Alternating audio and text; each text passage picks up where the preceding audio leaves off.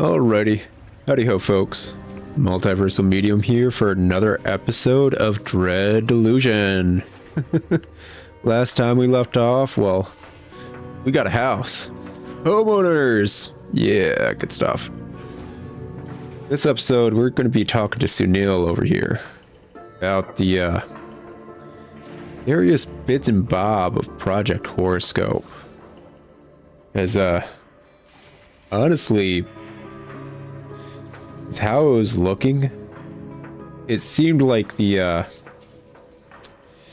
daughter we were looking for is both simultaneously corrupted right now and uncorrupted in a weird paradoxical form.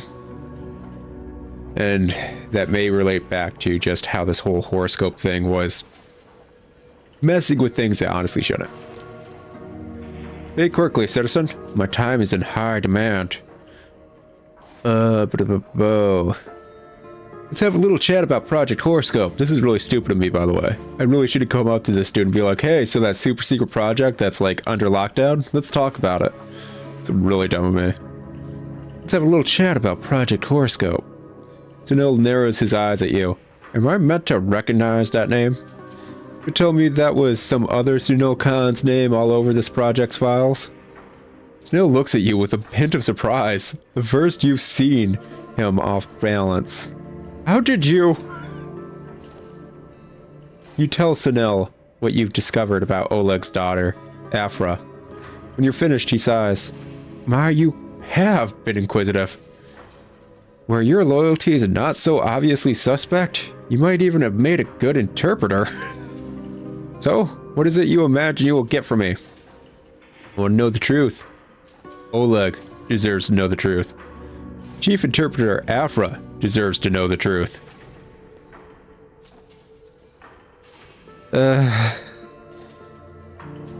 Listen, the truth can hurt. I'm a third party. I will decide whether or not to hurt him. I just want to know the truth. The things recorded in the Library of Untruths are fictions. They never happened. We are discussing imaginary hypotheticals. Do you understand? Sure, this is all only a fairy tale. Oddly, Sunil smiles. In a certain land, in a certain kingdom, very far away from here. Yes, quite so. Yeah, it's a way of getting around all this, definites. Plausible deniability will take you far. In a certain land, there was a king with magical powers. One day, the king's retainers asked if he could use his magic to transform people into their best selves. The king agreed, but first ordered a test. The king's retainers would scour the land to find 6 people who between them embodied all its variations in character and temperament. The king would then multiply each candidate 6-fold, changing every copy in a different way. The original candidate would remain unchanged to see what happened when the king did nothing. And, to keep the test pure, the king would make all 36 subjects forget they were ever part of it. Is that why the king wouldn't grant Oleg's daughter's wishes? Go on, I want to hear how the story ends.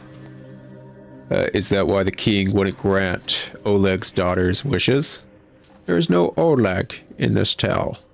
But yes, the fictional king we are discussing could not allow the original 6 subjects to be magically altered in any way, lest the experiment become tainted. The 6th candidate, Afra, was wild and disobedient, showing little promise. Yet it was one of their copies, the 6th in fact, so 6-fold 6, who proved wisest of all. A beast who overcomes their wild tendencies is better than a man who still has their own. Sure, let's go with that. And so the king was satisfied, and began using his magic to create many more good and faithful subjects. It was a great sorrow when the original Afra was consumed by a plague unleashed by the king's enemies. But eventually, the plague was defeated, and everyone, or almost everyone, lived happily ever after. So, there ends the fairy tale, and there ends your telling of it, if you wish for a happy ending of your own. Is this how the corruption started with Project Horoscope? Let me hear your fairy tale again, or very well, that's all. Is this how the corruption started? Oh, would you care to explain your logic? You gave the king the power to alter people. Then people began turning into monsters. Don't you think that's a bit suspicious? Actually, never mind. Dunil examines you silently for some time. You must think you're very clever indeed. Like a child who sees a house burned down and believes the wood is to blame. A good way of metaphoring it. Like, yeah, that's a good metaphor for it. That the corruption is entangled with the king's power of alteration is trivially true, and the guild has never denied it. The real question is, who or what is thwarting those powers? Correct operation. Is it something thwarting the correct operation of said powers? Or are you trying to not set wood on fire, but turn wood into water? Is it simply going against how the world as a whole works, and the corruption is a correction of the effect, is what the heck I'm asking. But it is abundantly clear that you know nothing of the king's magic, and I have better things to do than indulge the misapprehensions of children. Very well, that's all. Appreciate the fairy tale. Are we finished here? No, yeah, I think we're good. Appreciate it. I don't know if we can meet back up with the Afra that's still alive. It does bring into question, like, hey, can I talk to the Clockwork King now that I have the apparatus? Can I look through stuff? What's up? Subject, thine audience is concluded, and thou art dismissed. Therefore, edict, vacate immediately this hallowed chamber and begin thy task on pain of annihilation. Depending on the annihilation, I'd welcome it, to be perfectly honest. Sometimes annihilation is a lot less painful than other things. Like, you're a Clockwork King, so you don't have toes, but trust me, man, if you stub them... yeah. Anyways. Yeah, I don't know if we can actually talk to Afra again. Besides, yeah, if we continue the main quest with the Clockwork King's basically task, so on and so forth. Which makes me wonder about possibly putting off turning in this quest. Oh. When confronted, Speaker Sunil admitted that Horoscope was an early test of the Clockwork King's power to magically alter people, and perhaps at the root of the corruption. All that's left is to return to Oleg and his house in the northeast islet of Ferropolis. Yeah, okay. I mean, I'm gonna hold out a bit. We'll do other stuff. Because, yeah, I do want to confront Afra possibly with this information if we can. I know we're told basically via the quest, it's like, hey, just go turn it in, you're done. But I'm pretty certain we will talk to her again after walking through the looking glass, basically. But first, I'm a homeowner, and I gotta check out my home. Hopefully there's no vampires in the basement this time. You'd be surprised how often that happens, right? Once is already way more than enough. Alrighty, let's see here. I love having little home bases that you can upgrade and stuff. Oh, gosh. Yeah. I just remembered I should have, like, let someone know this game has that going on in it. Oh, well. Oh, well. Let's take a look at Lou. So, yeah, it's pretty bare bones. You use a lot of work. Like, not for nothing. Are you using, like, the steel as a structure to help reinforce the bricks? I feel like There shouldn't be still bars or anything right there. Whatever. Let's see here. Annex, not built, unfurnished. House, not built, unfurnished. Workshop, not built, unfurnished. Balcony, not built, unfurnished. Well, not for nothing, but let's build us a house. Okay, that's weird. The UI was behind the pop-up. Not for nothing, but let's build us an annex. Yeah, I feel like the UI should not be below this pop-up. That's weird. I feel like it's never done that. Let's build a workshop. And let's build a balcony. There we go.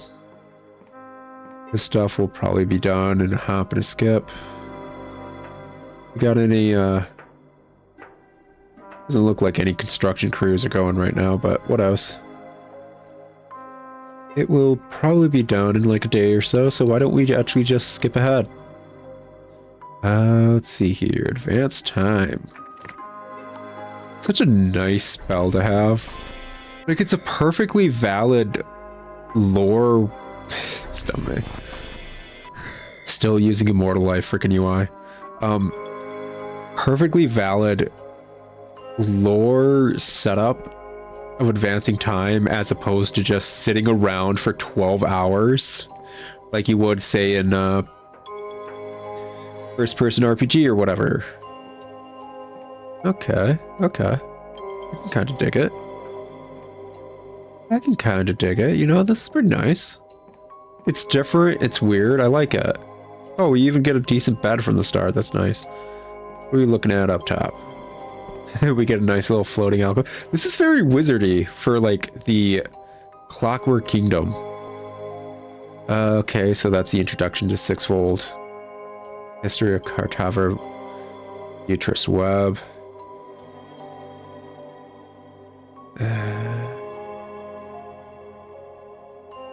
Have we read this one?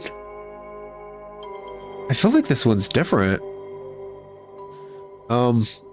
Tell you what, I'm gonna go through actually reading it, and if at some point it clicks like, oh, we have read this, I'm gonna cut it out and we're just gonna keep exploring. I don't think we've read this. A History of Cardava by Beatrice Webb, 1411.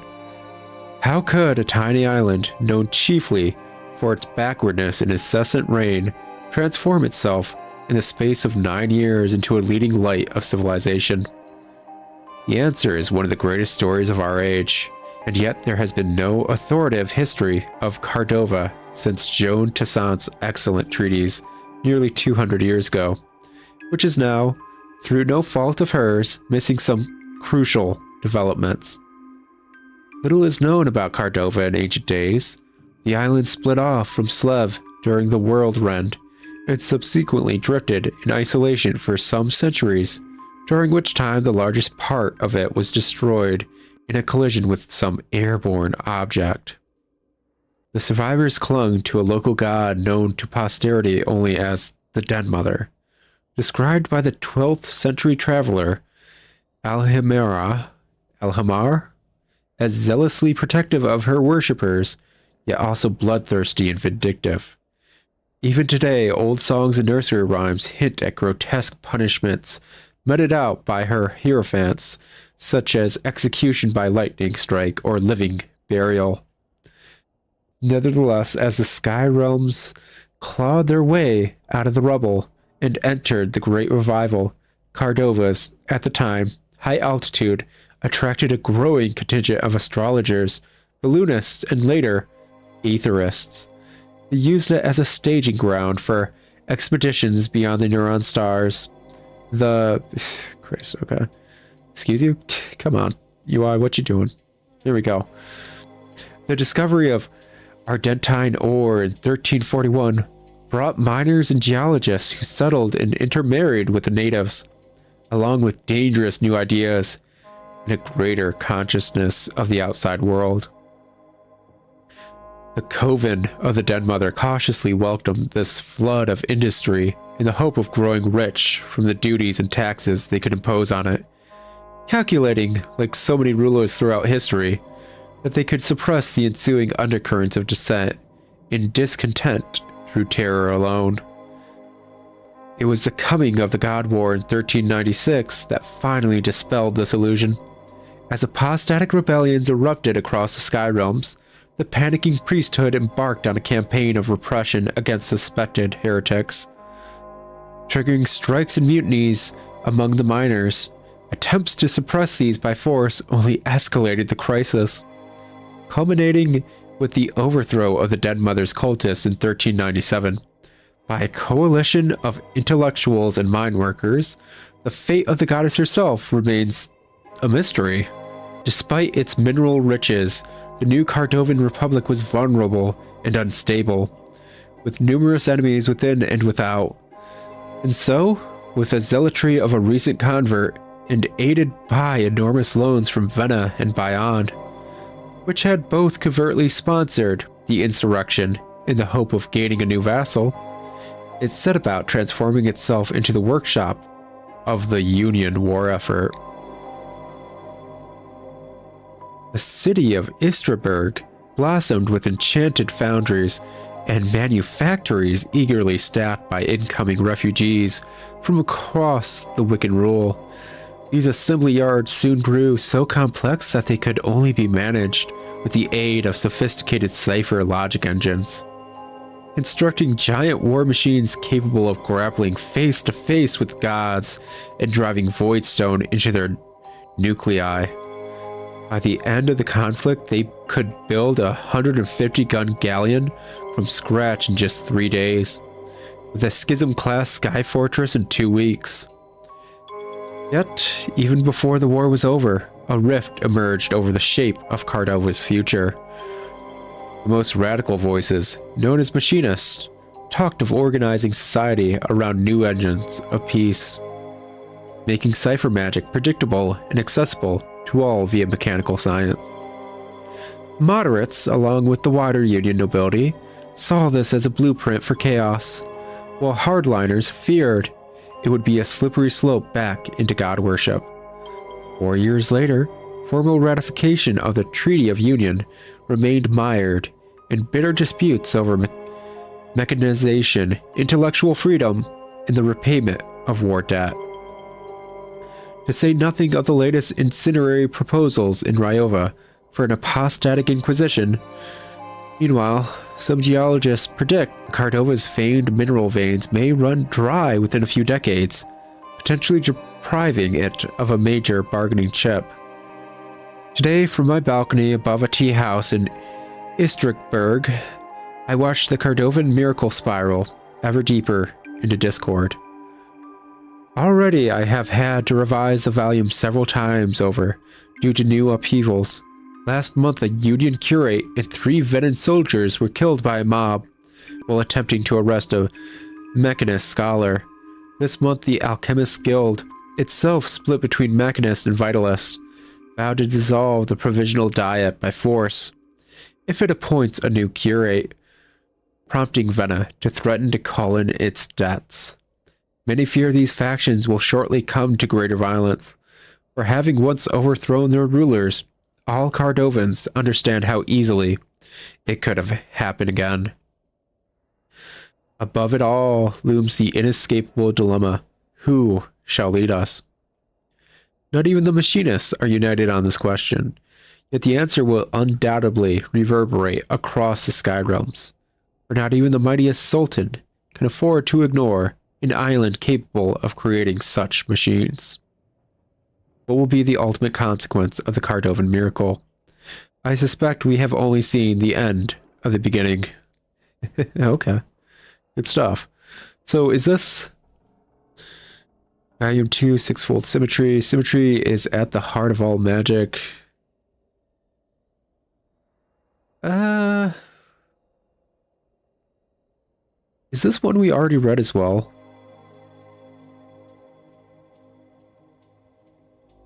Oh.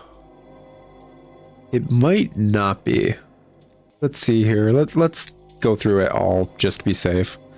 Because if that book's new, there's a chance this one's new. I can't remember which entries of Sixfold Cipher we have read. I know we read one in the farms, we read 1 directly below the Clockwork King. I don't know how many volumes there are. If they were smart, there'd be 6, but whatever. Volume 2, Sixfold Symmetry. Symmetry is at the heart of all magic. To the foundation maxim, as above, so below. We may also add that, as to the left, to the right, and as in front, so in the rear. Which the wise student will remember when they are cramming comestibles into the frontward orifice. Okay, I don't think we've read this one. Sixfold Symmetry is one implementation of what scholars have named semi-oclausal symmetry, meaning that the number of possible symbols in a language is equal to the length of each standard grouping of symbols, which is known as a clause. For instance, a string of 3-digit numbers using only the numerals 0, 1, and 2, example given 011, 212, 201, 100, enjoys semi-oclausal symmetry. A symmetrical cipher dialect can significantly amplify the effect of any spells that use it. Without this phenomena, many complex machines based on cipher magic would not be feasible. Hence the sixfold cipher dialect that powers the Clockwork King expresses all information in clauses of 6 symbols long. One consequence of using sixfold cipher is that we must learn another way of counting numbers. Most of us count using the standard tenfold numeral system common across the Sky Realms, which has 10 unique symbols, 0, 1, 10, or 0, 1, 2, 3, 4, 5, 6, 7, 8, 9, and therefore uses the number 10 as a milestone. Which we reach that milestone, we begin combining symbols, 10, 11, 12, and so on, adding an extra digit for each new power of 10, 10, 100, 1000, 10,000, and so on. We can count the same way in sixfold by using the number 6 as our milestone, thus 0, 1, 2, 3, 4, 5, 10, 11, 12, 14, 15, 20, 21, and so on. Although new students often complain that the sixfold numeral system does not in fact contain the number 6. This is a misunderstanding and analogous to making a mask for a face. Yeah, this is actual numerology. That's what's interesting. So as the book said, we do use the 10-point numerology. If we say met another society that used, say, the sixfold mean of doing this or a fourfold means of doing this, they would set it up like this. They would be like, hey, so every time we reach in the fourfold way, that would be our way of basically doing 10. And I saw this wonderful comic, I should say, where it's like, hey, this, I want to say astronaut and this alien were talking like, hey, you use fourfold and I use tenfold. And it's like, what do you mean? There's only tenfold. So basically, if you're completely raised using this numerology, you will see it in the same way as we see tenfold. Because obviously, once you reach a certain milestone, you just hit 10. And then you go back to that milestone and then you reach 20, so on and so forth. It is proper numerology. This is properly not just world built, but brought up in actual mathematics. The devs did their research, and that's nice. You have doubtlessly deduced that 100 in sixfold is equal to 36 in tenfold, 1000 is equal to 216, and so on for all eternity. Well, this is a good way to ease yourself into working with sixfold. In the long run, you would be wise to wean your mind away from tenfold numerals entirely, as they are scheduled for gradual depreciation over the course of the next century, that is, a sixfold century, and a complete abolition after that. Oh, wow. Wow, they're just going to get rid of numbers. Dang. Messages using the traditional Sky Realms alphabet can also be expressed with sixfold, albeit with limitations. In the late 0th century, anti-Rex during the God War, engineers of the old Cardovan Republic considering the encoding of such characters to be of little import, since their cipher engines were meant only to be tended by skilled magicians. Therefore, when the need arose for such a capability, these proto-machinists repurposed a centuries-old character encoding scheme that had been largely forgotten by reputable scholars, but which appeared adequate for Cordova's purpose in the short term. Under the scheme, a selection of 128 everyday characters were assigned a tenfold number between 0 and 127, or in sixfold 0 and 331. The Cardovans simply added leading zeros to these character codes, 001, 010, etc., to bring them all up to 3 digits, then group them in pairs to form 6-digit clauses, as required by sixfold cipher. Due to the countless competing priorities that swarm each day upon the Guild of Machinists, our most glorious Clockwork King still uses this scheme today. Thankfully, it is scheduled for complete replacement no later than the end of Century 1 in 47 years' time. So yes, this book, paired with the other books about sixfold, is how you decipher the text that's basically gobbledygook without the apparatus we have. And it's amazing that it's in our house. Oh, what's this? Oh, temporary buff to agility. How nice. I'm wondering if that book's anywhere else, because if not, that means the means for most players to actually translate what the king has said, as well as those corrupted beings, is simply by finishing the quest where you get the means to see it otherwise.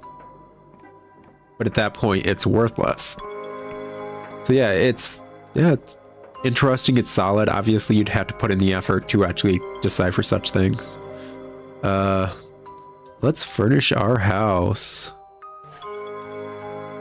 Let's furnish our annex, the balcony, and the workshop. Oh wait, we don't have enough. Gosh dang it. Gosh dang it, man. Not enough whatever who's it's. Yeah, this looks nice. It's very nice. You know, as we get to the end of the game, we're definitely going to have to go through all these little, like, various trophy things to see what we've gotten. Like, that's new. That's new. Basically. And I'm curious what technically equates to us getting them. Like, let's say the busts or whatever. Is it due to killing that enemy type to a certain degree? Because I feel like I should have more busts of different enemies by now from different zones, but arguably I stopped killing a majority of the enemies though. So that's not super surprising. Okay, yeah, I don't think we had enough money to upgrade that actually. Or should I say furnish it? Okay, we got some nice stuff. Yeah. A weird place for that, but okay. It will look nice, it's just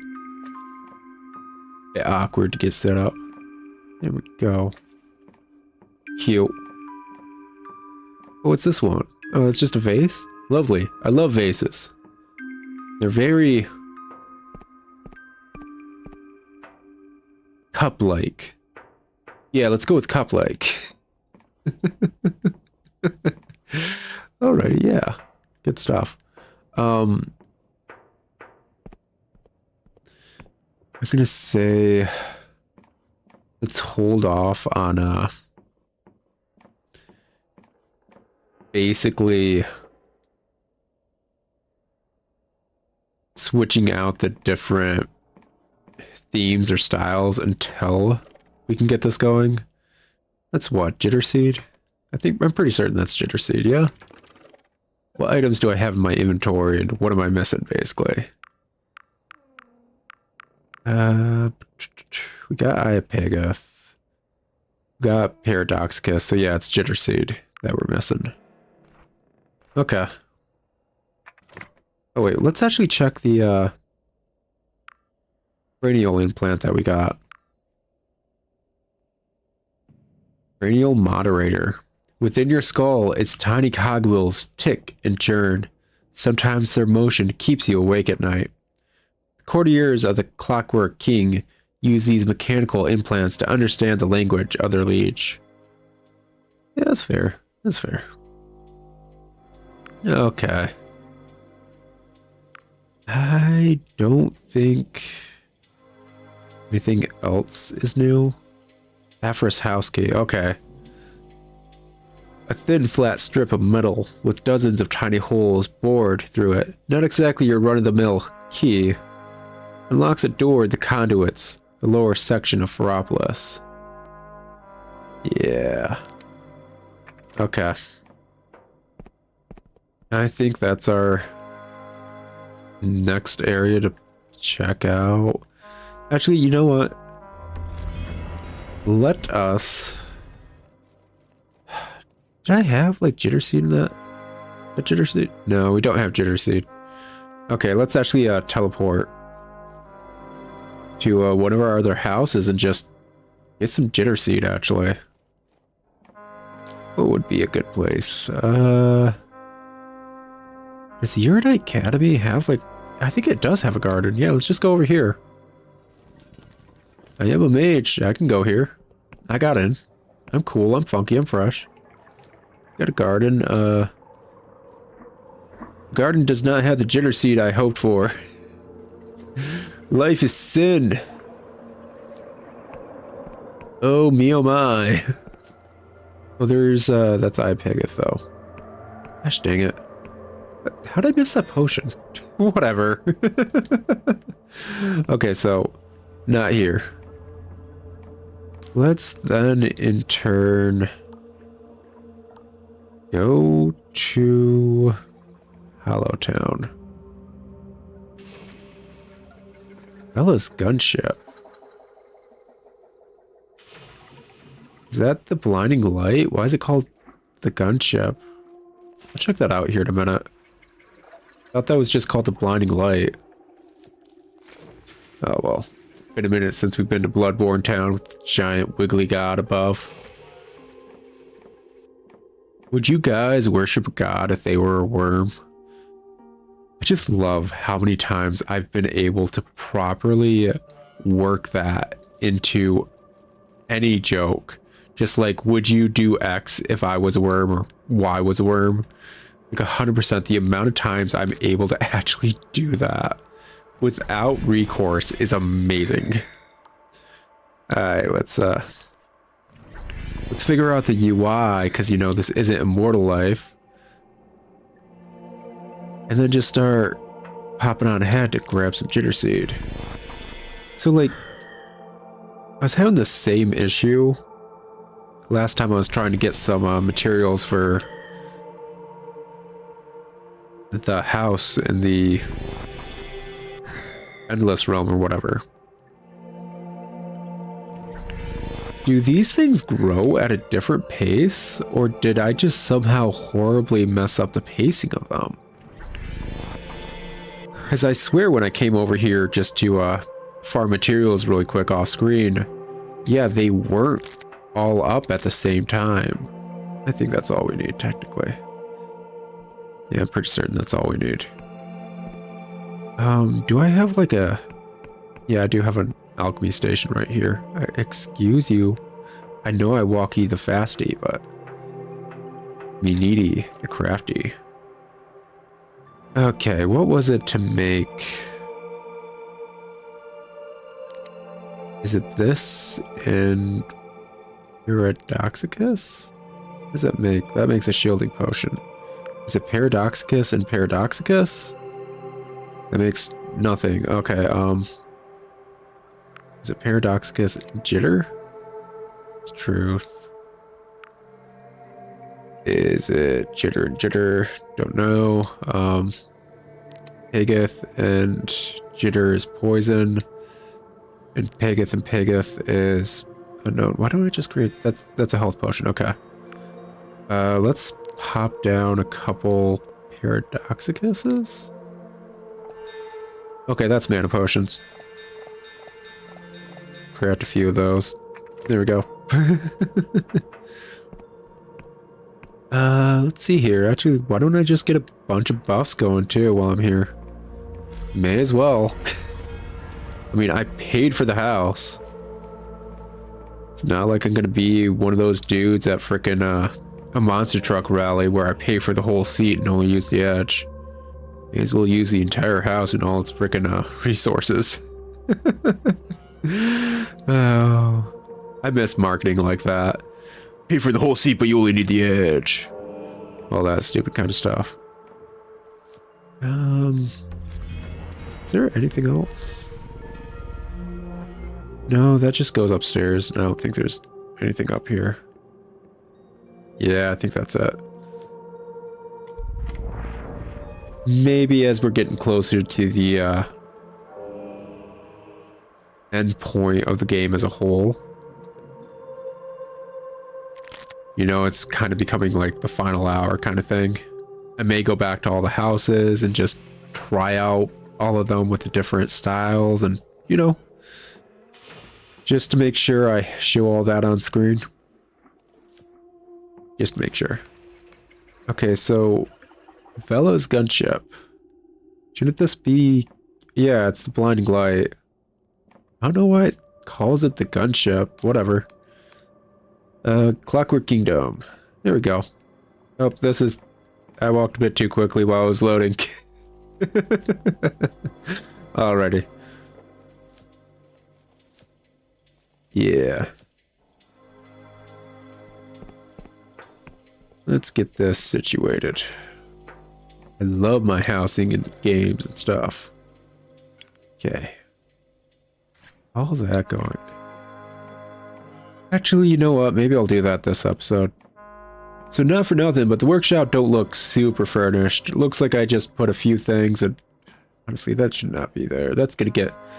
This is gonna horribly, like, destroy whatever I put there. It's got a hot furnace right there, man. Can I upgrade anything? No, nothing there. Oh, have I not upgraded? Have I not upgraded any armor? Like, heavy armor. I thought I... Closed down plate armor. Is this different? Maybe? No. Why don't we upgrade it then? Yeah, I think it's all outright different. Okay. Outlaw helm. A studded helmet modified in the outlaw style. The sky realms were vast, with many uncharted islands that shelter ne'er-do-wells. This helmet has been modified with studs, possibly to facilitate a nasty headbutt. Yeah, sure. Rusty armor. Outlaw armor. A studded suit of armor. Outlaws in the sky realms will often enhance their equipment with crude studs and spikes, so that even their bodies can serve as a brutal weapon. Okay. Oh wait, I lack the materials. I'm out of iron? Well, whatever. So yeah, those just go up to the Emberian. And I do not think I have enough ore to get all of them, so we'll just leave that for now. Yeah, the episode's been kind of going for a minute, so why don't we actually just check the different stuff and call it, you know, just a super chill episode. I don't know if it's obvious, but my throat's hurting, man. My throat ain't doing super good. This is the third episode of Dread Delusion I've done in a row. And Dread Delusion, as well as Immortal Life, really do a number on my throat compared to other series and IPs. Just is how it is. I don't know why those two games specifically, because like say Poison Control or any other monthly marathon game, I wasn't having as much issue like throat pain wise basically. So yeah. So let's just take today's episode chill, go through all the housing stuff, keep it funky, keep it fresh. Honestly, this one does look nice, but let's switch it to the, what is it, the Ruffian? Yeah. Okay. What are we looking at? I can never get past the freaking rugs and the curtains with this one. It's just like, come on, man. You could do better. Like, the barrels and stuff, that's fine. I don't need mothball-eating freaking rugs, man.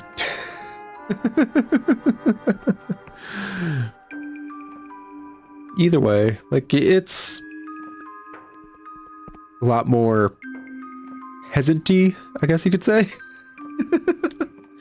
Not bad. I actually like the added tables and stuff. That's not bad.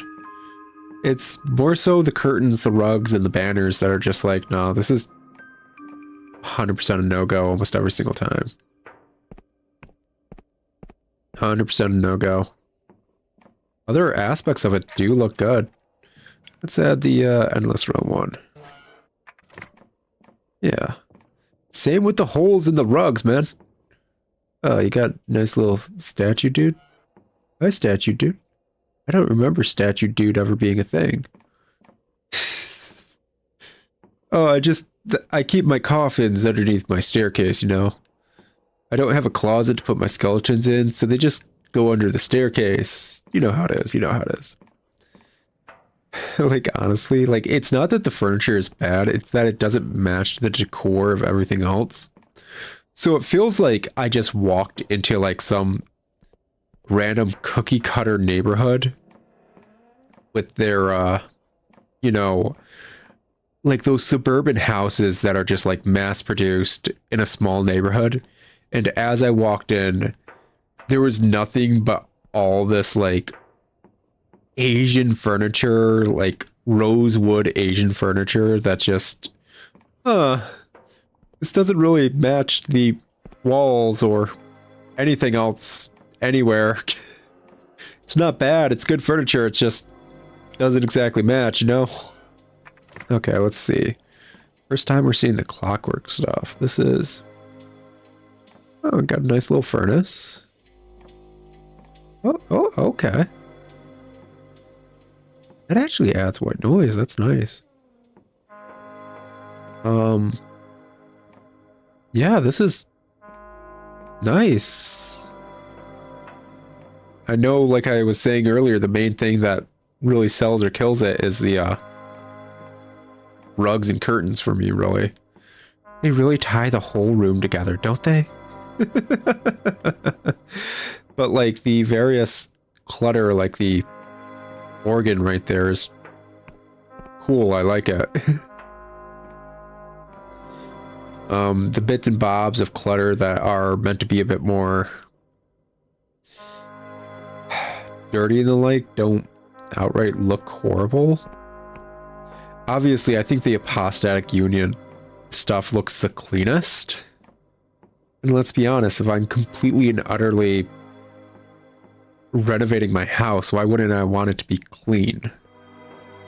Okay, I'm gonna go out on a limb. I kind of would like that, but this is good. It's nice. I don't know if that's simply because this is the house in the Clockwork Kingdom, but it looks like it fits. Actually, yeah, 100%. The rug fits the bed finally. That'd be nice to look at while like falling asleep. Really nice, actually, yeah. I would never have my bed this close to the staircase when, if I was lying on the bed, I could easily roll off and fall down the stairs. But that's my personal view and preference, and you don't need to share it. Me, although I've never really fallen out of bed since I was but a wee lad, I don't ignore the possibility of such. especially possibly when sick. Yeah, let's go to the Endless Realm. You know what you haven't checked in a while? There's stuff we can upgrade in the Blinding Light, actually. We haven't messed with that in a minute. Yeah, we got stuff to do today. We definitely got stuff to do, even though it's a chill, like, housing episode. Good stuff, good stuff. Because I'm pretty certain I already said I really like doing this sort of thing. Just in games. Is this a different one? No, that's just all the books. Okay. Yeah, I don't know if we ever switched out what the heck we were working with. I don't like that the station's over here, but whatever. So let's go with Aesthetic Union.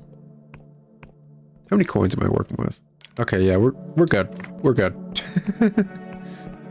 We are 100% good. Okay, this is nice. That's very dapper, like, just walking through the door. Okay, that's cute. Like, this is very cute. Like, that's nice. I like that.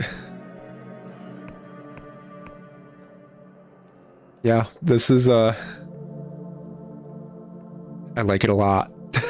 I wasn't expecting a full-blown, like, it's rather pleasant. Oh, would you look at this? Full 4 banister bed. Rather quaint. I like it a lot, actually. That's nice. We'll try out the other ones, but I think I'm going to switch back to that one, probably. That's... Okay. Ruffian set. Let's get it going. This is... Well, obviously rougher. Like, it's always annoying because, like, there's some aspects of various sets that I enjoy a lot.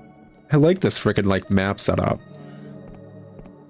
Like, the furniture isn't inherently bad. Look at how comfy that looks.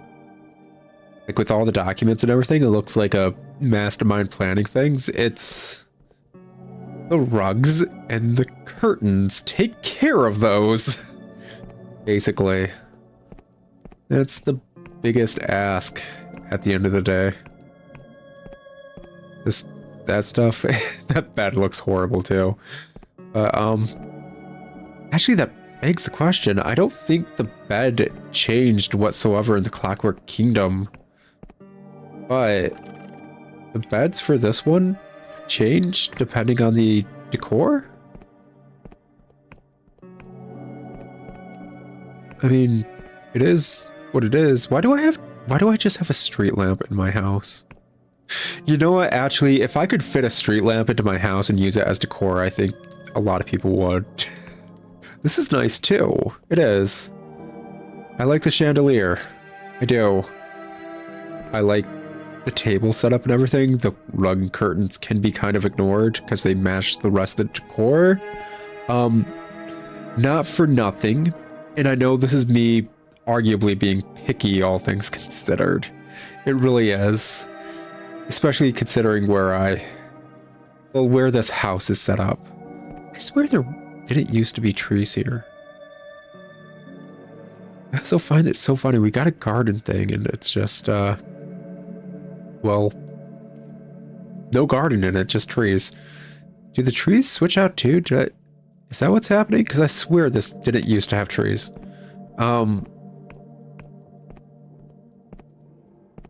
The bed's still horrible. And, oh, you can have a statue of the Silver Queen watch over you as you sleep. How lovely. Anyways, as I was about to say, like, it looks pretty good and lovely overall. And I'm going to go out on the limb, and I know I'm wrong because of location. Do you not see how wonderful that area is set up? I do not actually want to sleep in a mausoleum. And, I probably shouldn't have a house in the Endless Realm if I think that way, but I vehemently stand by what I said.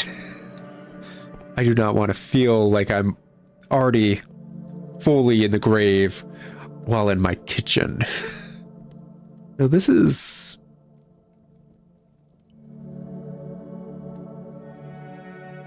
Not as nice as I was hoping. Like, it feels like a bit too much. Too many clockwork gyros and gears going every which way. Yeah, the trees are changing, so that is what's happening. Okay. That's interesting. But it feels too much like various forms of tech just kind of like tossed into a place that it shouldn't be. Kind of like I'm some weird, super rich antique hoarder, and I have a bunch of various antiques just in every room that feel like they don't fit.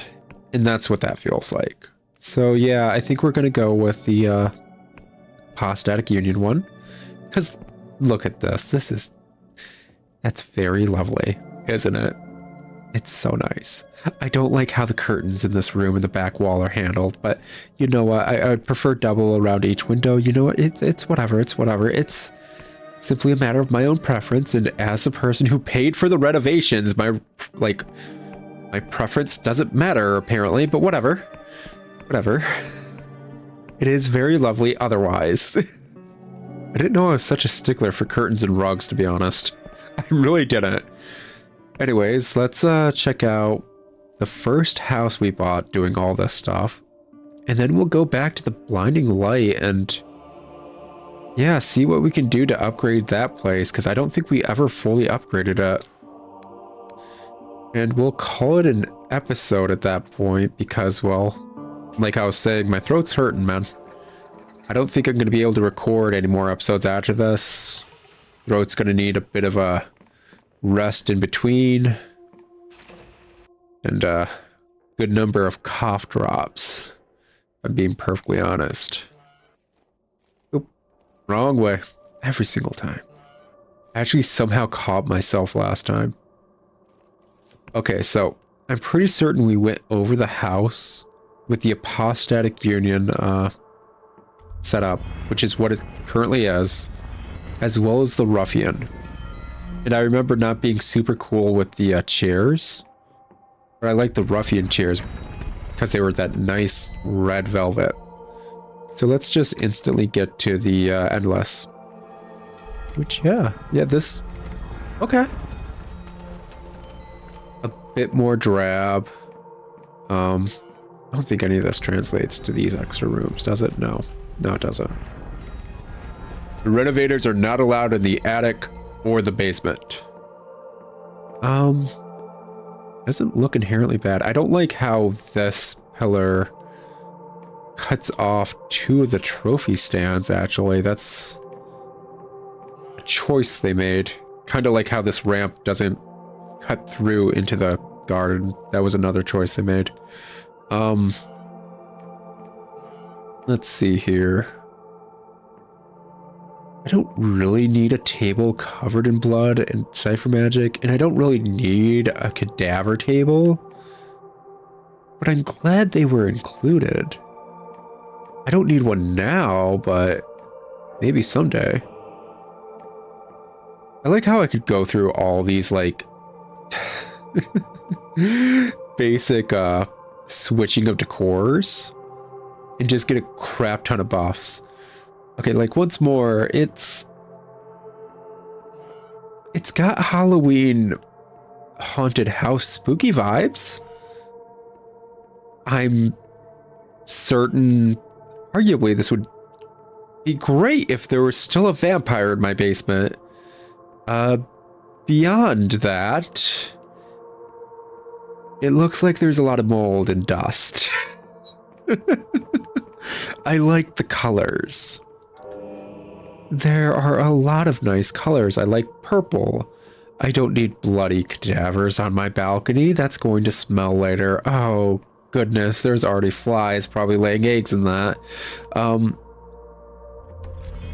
Beyond. So, this is my garden. If you're going to have a cadaver here, you put it in the ground and use it as fertilizer. Flowers are nice. Overall, it looks musty. To be blunt, it looks very musty. I wouldn't be able to breathe well here. So we're going to change that. So the Clockwork Kingdom. Let's start outside. Yep, got a few technical nonsenses out front already. Grab that. Stamina. I don't know if any of this actually changes. It's just the little buff thing right there that does. Okay, okay.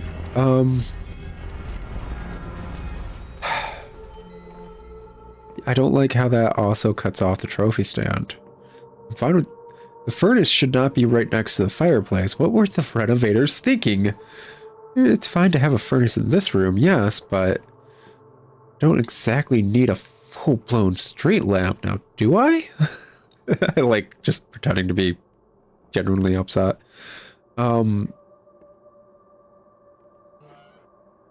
It doesn't look bad. But it doesn't look like a lot of the pieces should be where they're at. What's like this, that looks nice. That, like, the library bit already looks great, all things considered. I'm fine with that being in the library, to be honest. I don't know why the lockpicking buff is via the Clockwork Kingdom, but whatever.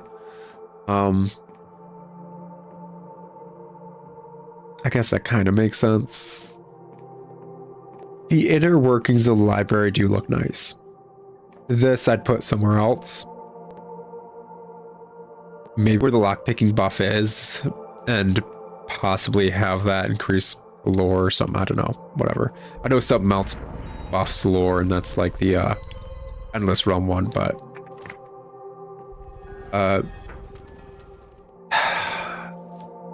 I want to like the Clockwork Kingdom stuff. It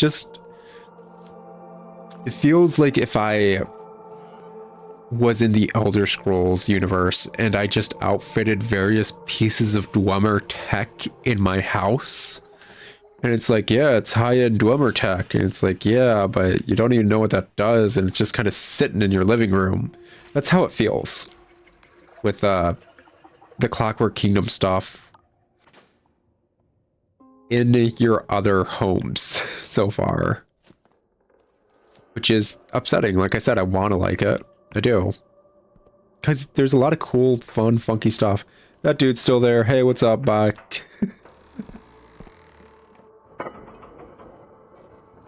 Again, I tried for so long hoping that one Darkstar mercenary would be considered like part of the Darkstar faction, so me killing him would actually raise my rapport with the Apostatic Union faction. That way we could be super cool with both the Wiccans, the Outlaws, as well as the Apostatic Union on top of everything else.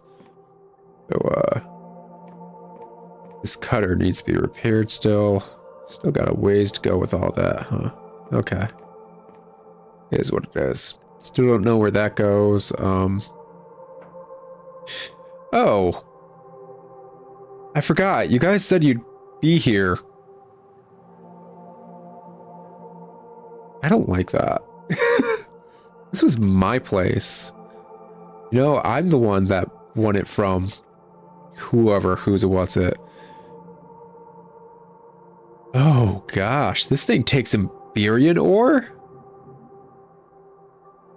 Alright, in for a penny, in for a pound. Takes Emberian ore. Gosh dang, what the absolute F? Wait, hold up. Didn't this used to have trophies on the side? Did they update that? Was it this one that added the trophies? I swear this side had it. Maybe not? I know the, I'm just gonna advance time real quick. The episode that had really poor video quality, basically. And, I had to figure out what's going on with OBS, what's going on recording-wise, why is everything looking muddy, especially Dread Delusion when I'm recording it. I was walking around here and I got some, like, very interesting graphical glitches because of the trophies here. Okay, so yeah, cool buffs. That's nice and all. Like, obviously, I have a lot of buffs going now. An Emberian ore. As you could tell via this menu, I only had 3 of those. 3 Emberian ores. And that used up one of them and 100 of my gold. That's a lot for just 2 buffs in a place that arguably I don't want to consider my home base. It's filled kind of with D-bags, you know? But guys, it's been an episode. Super chill. Kind of what I needed. Because like I said, I'm hurting right now. I'll talk to y'all in another episode of Dread Delusion. After letting my voice rest a bit, probably a different day. Maybe even around a week after recording this. Because yeah, I'm still going to do a full 3 more episodes this batch as they start trickling out. So we have episodes of Dread Delusion all the way through March. And I don't want to possibly miss getting those out because I'm busy. So yeah, I'll talk to you guys in another episode. But until then, ciao.